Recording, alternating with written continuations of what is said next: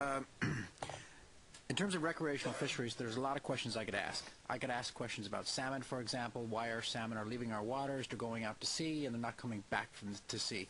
That's one of the questions, for example, that's been around for a dog's age, just hasn't been answered.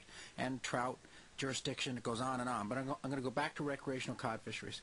One of the questions I asked you, Mr. Stringer, was the 32 days in Newfoundland and Labrador, how does that compare to the Maritimes? I know Mr. McCulley asked you a question about PEI. Maybe for the benefit of the committee, you can provide us with the times for all the rec fisheries for all of the Atlantic provinces.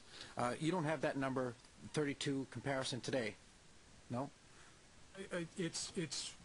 There's far more time in the other fish, but I don't have the specifics, and we'd be happy to provide that. Okay, I appreciate that. So my quick question is this, because I want to turn it over to Francois.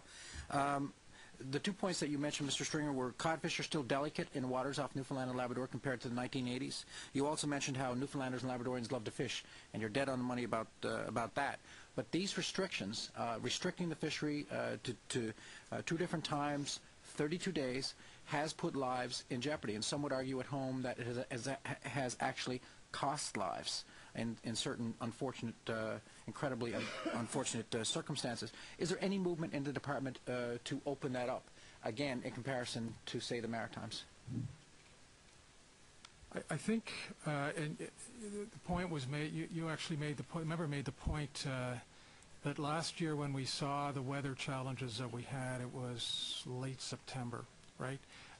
And there was an understanding that people were likely or possibly going to be going out and fishing in very difficult conditions, and we did not want to be the ones to, we didn't want to have an incentive for people to do it. So I think you will find that that's traditionally been an approach where we will ensure that as much as possible we'll adjust our rules, okay, to ensure on a case-by-case basis to address safety. You will have also seen that when we announce the fishery is going to open on this date, sometimes it doesn't open on that date because the weather's bad.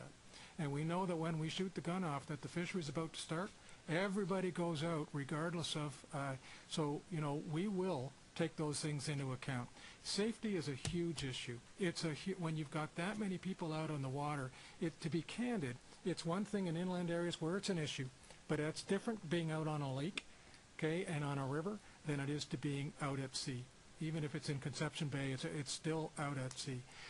So we do take that seriously. We watch it carefully. We made the decision that was made last year, and it is something we need to pay attention to.